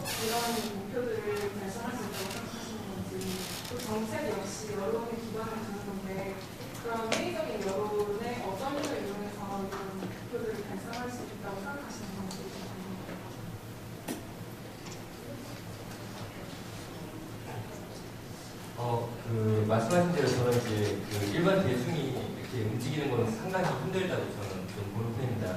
물론 또 이런 말 해도 되는지 모르겠는데 저는 약간 좀 사회 비판적이에요. 그래서 예를 들어서 여기에 물론 다 이렇게 돈을 얼마나 내는지 모르겠지만 이렇게 소정의 그런 참가비를 내고 오셨지만 아까 제가 얘기하는데도 막 하품하시는 분들 몇 분 보였어요. 근데 만약에 저는 제가 만약에 1,000원만 내고 여기 왔, 저는 돈 내고 이런 데 오지도 않지만 만약에 제가 1,000원 내고 여기 왔으면 저는 절대 하품하지 않아요. 그만큼 난 내 돈의 가치가 있다고 생각하기 때문에 하지 않는다는 거죠. 근데 만약에 여기서 또 하품하신 분한테 나중에 여기 나가서 뭐 얼마나 이런 것들이 우리한테 동참할 수 있냐 물어봤을 때 그렇게 또 동참하지 않아요. 시큰둥하는 거 그냥 이런 얘기를 들으러 온 거는 맞지만 사람들은 그런 게 있어요. 자기한테 정말 와닿고 자기한테 대답이 될 만한 얘기만 캐치하는 그런 게 있어요. 만약에 자기 생각이랑 좀 다르다 싶으면 하품하게 되는 거예요. 그러면 그 사람한테 오늘 이 참가한 내용에 대해서 뭔가 적극적으로 동참할 의사가 있느냐 했을 때 자기가 만약 그 정도로 생각했으면 의사가 없는 거예요. 근데 실제로 개개인의 대중들을 상대로 여론을 만든다는 거는 굉장히 힘든 일이에요. 저는 개인적으로 생각합니다. 그래서 여러분들 뭐 연예인들이 뭔가 이렇게 딱 해가지고 파업 같은 게 뜨면 거기에 대해서 티아라 이런 거 있어요. 티아라. 여론이 뭔가 만들어지잖아요. 대충 맞죠? 화형을 저기 하고 아니고 이런 거. 이런 것처럼 뭔가 셀렉들이 필요한 거예요. 아까 말씀한 것처럼 셀렉들 또는 정부의 국회의원들 아니면 정부 장관들 아니면 대통령 이런 사람들이 뭔가 강력한 이런 거의 내용을 알고 있고 아까 말씀드린 그런 내용을 알고 있고 또 왜 여기 우리가 동참해야 되는지에 대한 생각을 하게끔 하면 되는 거죠. 그래서 물론 그게 굉장히 힘든 일이에요. 부모님께서도 계속 정책적으로 우리가 뭔가 잘못된 게 많다고 지적을 해주시는데 저도 굉장히 공감을 합니다. 근데 이제 그런 것들을 고치는 게 굉장히 힘들고 또 누군가한테 그걸 이제 그런 리더들한테 말하는 과정도 쉽지 않지만 하지만 어쨌든 저는 대중들을 상대로 여론을 조성하는 것보다 차라리 대통령을 상대로 여론을 조성하는 게 더 쉬운 일이에요. 저는 개인적으로 생각해요. 어쨌든 저는 그렇게 생각을 하고 있습니다. 감사합니다.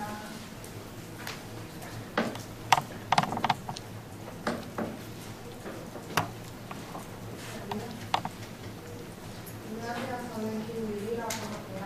저도 김정은 대표님께 질문드리고 싶은데 먼저 IPP라는 단체에 대해서 조금 자세하게 설명해 주셨으면 좋겠고 또 방금 말씀하셨듯이 정부에 계시는 분들 국회의원들이 먼저 여론을 형성하고 그거에 대해서 행동하는 것이 중요하다고 말씀하셨는데 그럼 IPP에서는 어떻게 그분들의 물어보니까 국회의원들도 자신의 이익과 자신이 속한 그런 당의 이익을 위해서 그런 이익을 대변하는 사람들인데 어떻게 IPP에서는 그런 정식적으로 그런 분들과 소통하고 계시는지 네, 저희 같은 경우는 예를 들어서 유엔의 산하기구는 유니세프, 유네스코 이런 데를 유엔 산하기구라고 하죠. 그리고 월드뱅크 같은 데를 유엔의 전문기구라고 하고 저희는 이제 유엔의 지원기구랍니다. 그래서 이제 유엔에서 특정 목표, 그런 생천의 개발 목표를 서포팅하는 그런 기구고요. 제가 여기 대표는 아닙니다. 저희 이제 대표는 다른 분이 계시고 저는 이제 여기서 하는 캠페인에 이제 대표인데.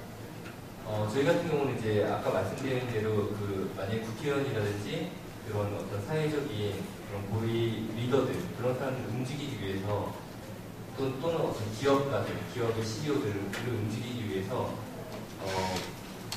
대의 명분을 만드는 데 굉장히 중요하게 생각합니다. 그러니까 사실은 저는 아직 제가 고위 인사가 아닐지 잘 모르겠지만 그런 리더들이 움직이기 데 있어서는 돈이나 다른 여러 가지 그런 홍보 효과나 이런 것들보다는 좀 더 많은 그런 중요한 것들이 명분이 있거든요.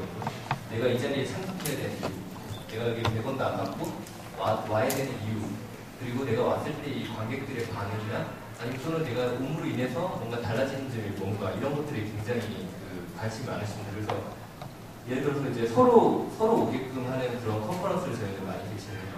기업의 어떤 CEO들이나 임직원들 그리고 국회의원이라든지 정부의 어떤 뭐 장차관급 그런 고위 인사들이 서로 모여서 이런 뭐 대의라고 한다면 MDGs 전 세계 모두가 동참하고 있는 새천년 개발 목표에 대해서 한국이 굉장히 미친한 상태이기 때문에 여기에 대해서 좀 정책적으로 좀 더 접근할 수 있는 방안을 연구를 하자. 이렇게 해서 그런 컨퍼런스 같은 걸 저희가 좀 많이 개최를 하는 편이고요. 그리고 저희가 그 대중들을 상대로 아예 아무것도 안 하는 건 아니고 신문사랑 같이 캠페인 같은 거 합니다. 조선일보, 중앙일보, 동아일보 같은 그런 그 유력지랑 같이 그 일반 시민들을 상대로 특집 캠페인 같은 걸 진행을 하고 있습니다. 그래서 뭐 저희가 이렇게 아까 질문하신 것처럼 사실 MDG는 전 세계 인구가 지금 70억 명 정도 되잖아요. 근데 70억 중에 절대 빈곤 인구가 한 12억 명 정도가 된다고 해요. 그러니까 절대 빈곤이라는 건 이제 뭐 하루에 1.25달러 미만으로 이제 사는 사람들, 한 1,000원 안 되는 돈으로 이제 사는 사람들을 말하는데, 그러면 이제 70억 중에서 12억을 빼고 58억이 남잖아요. 근데 58억 중에서 내 주머니 털어가지고 이렇게 나한테 도와줄 만한 사람들이 한 몇 명 정도 될 것 같으세요? 58억이 다 도와줄 수 있을까요? 아니란 말이죠. 거기서 이제 또 절대 빈곤을 각 벗어난 사람들이 있을 거고, 또 빈곤 상태가 있을 거고, 나 먹고 살기 힘든데 이렇게 생각하는 사람도 있을 거고, 별로 없어요. 실제로는 한 1억 미만 정도의 인구가 그나마 남을 위해서 내 주머니 한 번 털어서 1,000원씩 이렇게 낼 수 있는 사람들이에요. 그래서.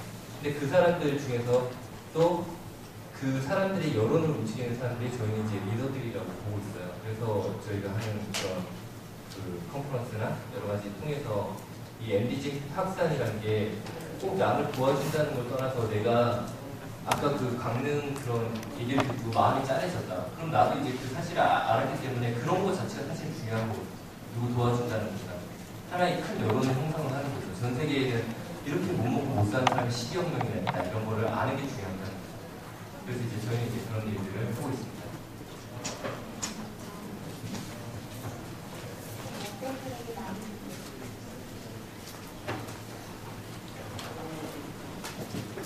안녕하세요. 저는 배원준이라고 합니다. 공정한 질문을 위해서 이번 문성현 대표님께 한 말씀 드리겠습니다. 대표님께서는 기부 메커니즘으로 이제 언론, 대중, 그리고 기업 및 유명인사 이렇게 삼각관계를 제시해 주셨는데요. 근데 이제 언론도 생각해보면 이제 그 돈이 필요하고 그 언론 자체가 하나의 산업이 되어 있고, 그래서 광고를 통해 수익을 창출하잖아요. 그러면 그 사람들이 이제 기부라는 것만 다루기에는 좀 한계가 있을 것 같기도 하고, 그리고서 그 아까 김정은 대표께서도 지적해주셨듯이 요새 사람들을 관심 있는 건 연예인이 기부를 한다는 것보다도 연예인 누가 왕따가 되거나 누가 죽거나 또 도박하다 걸리거나 이런 거란 말이죠. 그리고서 이제 그 기업 측면에서도 자신들 이미지를 제공을 하고 뭔가 그 프로모션하는 용도로 주로 기부를 사용한다고 저는 좀 회의적으로 보거든요. 그렇기 때문에 이제 자발적으로 기업이나 아니면 언론이 보다 효과적인 그리고 자신들의 일관계를 뭔가 초월을 해서 어떤 기부 문화를 발전시키는 데 있어서는 아무래도 한계가 있지 않을까 싶습니다. 그래서 지금 현재 대표님께서 제시하신 이 메커니즘이 정말로 명확한 한계에 봉착하는 경우나 아니면 그게 아니더라도 어느 정도 이제 내재적인 한계가 있을 텐데, 그거에 대해서 어떻게 보완을 할 계획을 가지고 계신지, 아니면 제 견해에 대해서 좀 뭔가 반박하실 말씀이 있으시면 좀 해주십시오. 그래서 이게 제가 답변 드리겠습니다. 그래서 이게 그 삼각부정화 꼭 이게 그렇게만 움직이는 게 아니고, 유명인사와 기업 움직이는 또 언론이 또 움직이죠, 그죠? 그 기사도 단순히 뭐 이런 일에 기부를 했다 이렇게 하는 것이 아니라, 유명인사가 누구누가 어떤 기업에 참여해서 이런 걸 같이 하고 있다. 근데 이게 그래서 스토리텔링이 굉장히 중요합니다. 그래서 저희가 단순히 캠페인에 아무 연예인이나 아무 기업이나 이렇게 같이 참여하는 것이 아니고요. 정말 기존에 그런 걸 관심 가졌던 연예인, 기존에 그런 사회공헌 활동했던 기업, 아니면 그 기업의 모델, 수익 모델 자체가 이 캠페인과 연관이 있다. 그런 유명인사 기업과 일반인을 엮어서 같이 모여서 스토리텔링을 극대화시키고 그걸 항상부터 공감할 수 있게 그런 모델을 제작하고 있습니다.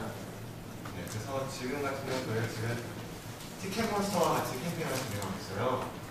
첫 캠페인 중 하나로. 그래서 티켓몬스터 같은 경우는 이제 그 회사의 기업 그 공정 모델이 좋은 제품을 싼 가격에 파는 거 아닙니까?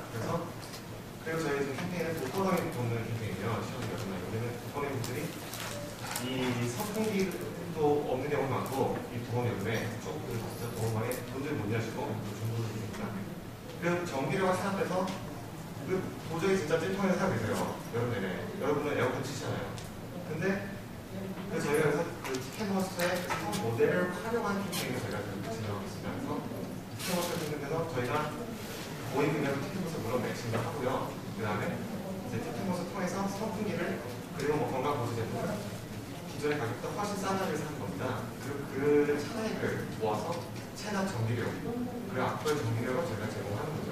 그런 식으로 기업의 정말 기업도 그 본연의 모델을 가지고 사실 할수 있고 사실 보건 많이 하기 때문에 그런 걸 응용한 모델을 저희가 그래서 그런 게 캠페인입니다. 그래서 정말로 유명회사와 기업이 그냥 신청해서 사람들이 또 얘네 그냥 뭐 말씀하셨듯이 이렇게 의심하고 그런 게 아니라 정말로 그 취지가 맞고 스토리가 맞는 그런 기업과 유명회사에서 그 정말 대신 이렇게 있습니다.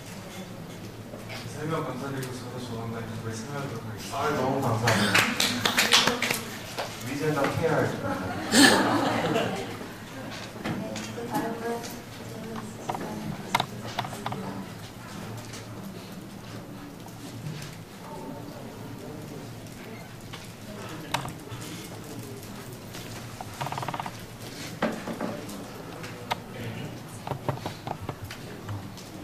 네, 저는 김성근이라고 합니다. 저는 세 분 모두에게 질문을 드리고 싶습니다. 많이 부정신이 있어서 좀 말을 혈전한테 드리고 싶습니다. 저는 대학생이고 대학 입학을 한 이후에 줄곧 봉사활동에서 많이 참여를 했습니다. 그래도 서울역에서 노수인들 대상으로 물을 줄여서 운영하는데 무료봉사를 활동하고 있고요. 근데 지금 뭐 MD라든가 아니면 해외에 있는 아동들에 대한 그런 지원과 그런 활동들을 보고 영상 자료들을 보면 조금 이제 아주 좀 원론적인 얘기하는데 우리가 도움을 주는 대상들에게 그런 동기부여를 할 때 저 사람들을 보면서 돕고 싶다, 기부하고 싶다라는 일단 마음이 들어야지 힘을 내리게 되는데요. 제가 노스킨 봉사를 하다 보면 특히 이번에 그 강원도 서울시장이 당선된 이후에 노숙인들 대상으로 무료 컨테이너 박스로 된 그런 노숙인들 대상으로 지낼 수 있는 그런 공간이라든가 온도를 뭐 깔았던 그런 걸 보면서 언론 데이트 기사 이런 데서는 그 국민들이 쓰는 세금으로 왜 저런 그 노숙자들을 도와주느냐, 서울역 지나다니면서 일단 그거하고 막 싸움 걸려하는 노숙자들 보면 전혀 영예의 감정을 못 느끼겠다, 저런 가장 이런 말을 좀 뭐하지만 가장 너무 단어 표현이 좀 다시 저런 삶을 사는 사람들에게 왜 우리 세금으로 들어가지 않냐 이런 말들을 많이 받고 저도 그 사람들이 공부하는 입장에서 그런 우리가 주는 봉사 기부 수혜자들에게 어떤 성평에 있어서 성경이라는 단어가 좀 어울리지 않는데 아프리카에서 못 사는 아이들 보면서는 다 너무 불쌍하다, 불쌍하다는 생각이 들면서 왜 정말 행정학금 없이 거기에 정치되는 노숙자들에게는 사람들이 그런 감정을 못 느끼는지, 그리고 그런 부분에 있어서 저희 세분 많이 좀 고민이 안 되긴 하는데 예술 진단이 어떻게 생각하시는지.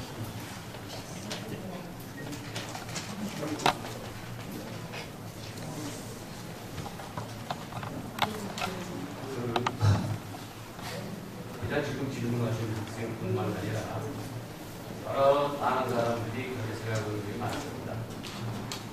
자, 저희도 이제 노숙자 대면이고 대면에서 가면은 뭐 음식 주는 게 아니라 술 달라고 그러거든요. 그렇지만 얘기했지만 우리가 사회를 구성하는데 그러한 사람들도 껴안고 더불어 살아야 됩니다. 이게 여기서 운전하신 분이 얼마나 계실지 모르지만 조금만 나가보면은 위반으로 뛰어들고 뭐 할 수도 없어요. 비록 그런 사람들이 우리 보기에는 눈에 거슬려도 저희는 할 수 없습니다. 그런 사람도 같이 살아야 됩니다. 더불어서. 약간 그러한 보다 큰 넓은 마음을 갖는 훈련을 하기 전에는 그게 안 없어요. 왜 우리들이 흑인을 싫어합니까? 똑같은 사람인데.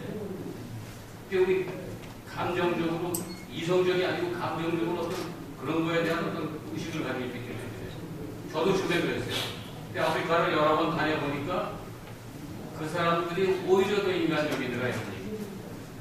그러니까 어떻게 우리가 그런 여기 이름도 마찬가지지만 지난번에 그렇게 있지만 그러한 마음을 가져도 우리는 제가 아까 그래서 더불어 잘 사는 사람을 만들자. 그 사람들은 그렇게 안 해야 되겠죠. 그렇기 때문에 모아야 되겠구나 생각이 들어요. 힘은 듭니다. 처음에 이제 아프리카 처음에 갔을 때 그 센터에 가서 헐고 그런 애들 안고 그럴 때는 힘들죠. 지금 그런 거를 받아들일 수 있는 어떤 마인드를 바꿔야 됩니다. 조금씩. 한 번에 안 바꿔요. 그래서 이제 그런 게 있고 또 이제 비교를 내릴게요. 아프리카에 가서 우리가 우리나라를 도와주겠다는데 그건 별개입니다. 좀. NGO 허가를 내는데 그냥 놔두면 2년이 더 걸려요. 안 해줘요. 너희 와서 너희 거 다 해라. 뭐 도와주겠다면 금방 걸 것 같지만 그렇지 않습니다. 그건 왜 그러냐? 상대를 이해하는 게 필요하다는 걸 해서 말씀드리는 겁니다. 탄자니아는 독일이 점령했고 영국이 있었고 사회주의 국가입니다. 그렇기 때문에 아까 말씀드린 우리나라하고 다른 게 장관이나 이런 사람들이 지시를 해도 신무자는 딴소리예요. 그만큼 그렇게 달라져 있다. 그렇기 때문에 거기를 이해 못하면 저희도 탄자니아에 가서 도와줄 수가 없어요. 그러니까 우리의 대상은 그 거슬리는 게 아니라 똑같은 생명체가 죽어가고 있어요. 제가 대학교 시절에 아주 감명 깊게 읽었던 아인슈타인의 그 자서전을 보는데 아인슈타인이 아니라 아프리카가 저번에 한 사람이죠. 슈바이처 같습니다. 슈바이처의 생애를 읽었는데 지금도 연명하게 생각나는 게 그 양반은 꽃밭에 잡초를 안 뽑습니다. 그렇지만 밀림에 필요한 제목을 얻기 위해서는 엄청나게 수십 년 자란 나무를 자른다. 그런데 이러한 것을 우리가 느끼면서 그 대상이 뭐냐, 왜 그렇게 됐느냐를 어느 정도 이해하면서 그걸 극복하기 위해서는 어떤 그런 노숙자들 뭐 이런 걸 힘들 건 똑같은데 아프리카. 그래서 이제 그런 마인드를 차차 보면서 좋은 것밖에 못하고. 저는 아까 비교를 아프리카랑 하셨으니까 거기에 대해서 이제 이제 아프리카 다시 얘기를 해드리면 저도 이제 부모님 말씀에 크게 공감을 하는 편입니다. 근데 이제 조금 다르게 저는 접근을 해야 된다고 생각하는데 사람들이 왜 노숙인을 봤을 때는 뭐 도와줄 필요 있냐 이렇게 생각을 하고 아프리카 이런 사람들 어린애들 봤을 때는 왜 또 도와주냐. 제가 볼 때 이런 것 차이 같아요. 뭐냐면 일단 이제 한국은 자유민주주의, 자유시장 경제를 하고 있는 그런 국가고 아프리카 이제 지금 그런 굉장히 못 살고 있는 그런 국가들도 물론 이제 다 뭐 데모크라틱이라는 거 있으니까 뭐 민주라고 얘기는 하지만 이 국가 자체가 말씀하신 것처럼 뭐 장관이 얘기해도 시스템 뭐가 안 돼 있어요. 그러니까 국가에서 뭔가 자기네들이 먹고 살 것 자체도 찾기도 힘들 뿐더러 거기서 사지가 멀쩡하다 하더라도 뭔가를 할 수가 없는. 그래서 태어날 때부터 에이즈 같은 게 워낙 이제 많다 보니까 엄마가 이제 에이즈 걸리면 그 태어난 애기 자체가 에이즈 걸려서 나오는 거예요. 그러니까 그 모자 보험 같은 것도 안 돼 있고. 근데 이제 한국하고 저는 좀 다른 현실이라고 생각하는데, 근데 저는 좀 개인적으로 그 노숙자들 아까 비기슈라는 게 저는 굉장히 마음에 들거든요. 그런 모델이 그 저는 아까부터 계속 말하지만 사실 멀쩡하면 일해야 된다 생각하는 주의입니다. 그래서 물론 뭐 세상 다 뭐 자기 세상 인생 다 끝난 거 같고 이렇게 그런 서울역 같은데 이렇게 뭐 누워 있고 이렇게 하면서 자기 인생을 그렇게 살 수도 있겠지만, 근데 똑같이 우리는 어쨌든 그런 시장 경제 이런 체제에 태어나서 제가 만약에 저랑 하면 제가 뭐 이렇게 사업이 망하고 부도가 나고 뭐 와이프가 이렇게 나와버리고 뭐 애들도 저렇게 하고 이러면 저 같으면 저는 그래도 뭔가 막는 돈이라도 이렇게 해서 내가 뭔가 다시 재개할 수 있는, 아니 비기슈라도 팔아서 할 것 같은데, 근데 그런 의지조차가 없다는 거죠. 근데 그런 거에 대해서 사람들이 도와줄 그런 니즈를 못 느낀다고 저는 생각해요. 저는 개인적으로 거기서 정말 질병이 들려있는 사람들이 있으면 서울시가 만약에 해야 되는 일이라면 그 질병 들린 사람한테는 치료를 일단 해주고 무료로 치료를 해주든가, 아니면 두 번째 이제 깨끗해지고 사람들이 뭔가 좀 멀쩡해져 있으면 계도를 시켜야 된다 생각하죠. 그 사람들이 뭔가 일할 의지를 가질 수 있게 하는 게 중요하고, 우리가 아니 나는 매번 1,000원 버는데 나는 이렇게 쎄빠지게 땀을 흘려서 벌었는데 저 사람은 그냥 들어누워 있는데 저 사람한테 내가 1,000원 당연히 줘야 된다, 이건 아니거든요.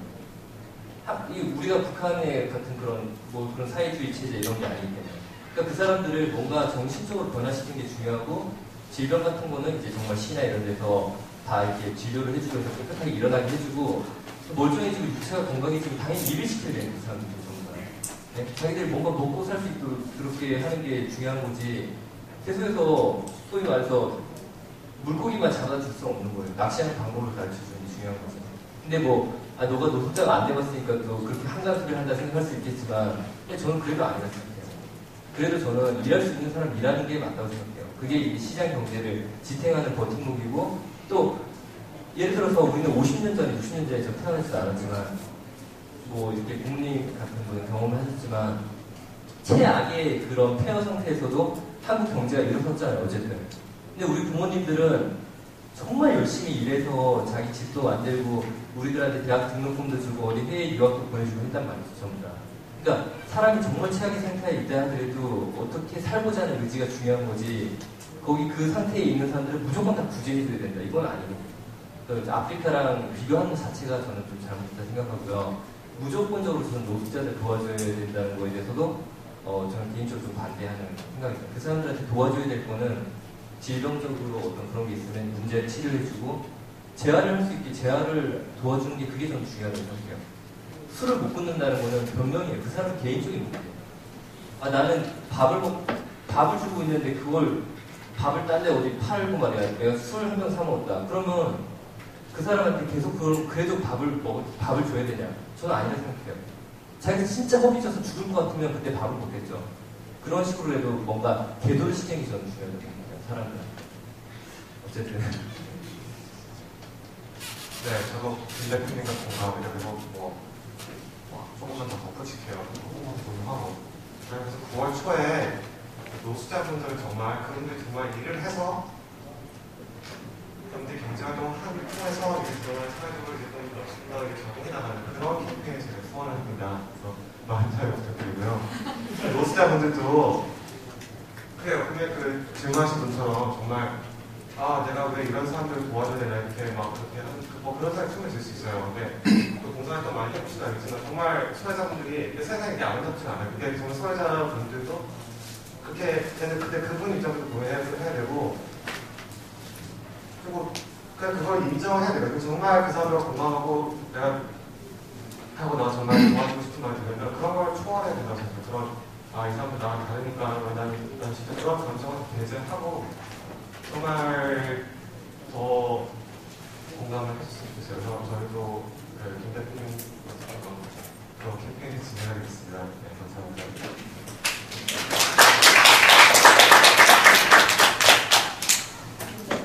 마지막으로 시간을 위해서 한 분만 더 말씀드리도록 하겠습니다.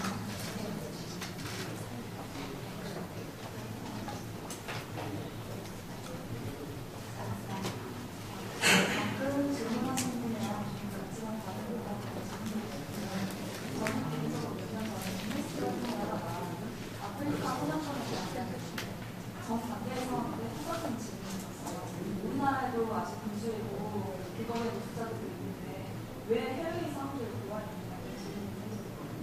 저는 그 질문의 본질이 대상에 관한 것이잖아요. 사람들이 기부 활동에 대해서 가지고 있는 그 뭐라고 해야 될까? 회의적인 감정을 갖고 있다고 생각합니다.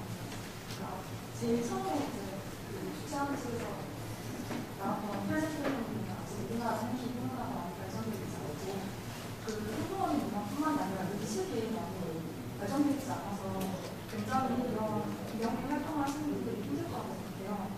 왜냐하면 지금 들어본 바에 의하면 물질적인 것으로 기부에 의해서 이루어지고 활동 자체도 사람들의 관심을 기반으로 하기 때문에 그게 일부에서 서술되는 게 아니라 어쨌든 내성의 부분이 필요한 거잖아요. 또 활동을 지속하는 것에 대해서 기부를 받는 것이나 관심을 모으는 것에 있어서 분명히 보충이 존재할 거라고 생각하고요. 특히 장기적으로 계속 활동을 이어나가는 그런 보충이 있을 거라고 생각하는데 그런 보충이 어떤 것이고 그런 보충에 대해서는 어떤 방식으로 대처하고 계신지 물어보고 싶습니다. 세 분 제가 먼저 답변드리겠습니다. 그래서 제가 말씀하셨듯이 국내에도 어려서 정말 많은데 왜 해외에 놀러 가느냐. 저희는 그래서 이 대한민국 사회에 도움이 필요한 분들에게 집중하려고 하고 있습니다. 그래서 필리핀도 정말 우리 사회 어려운 분들을 도움에 집중하고 있고요. 그리고 또 어떤 질문 있었죠?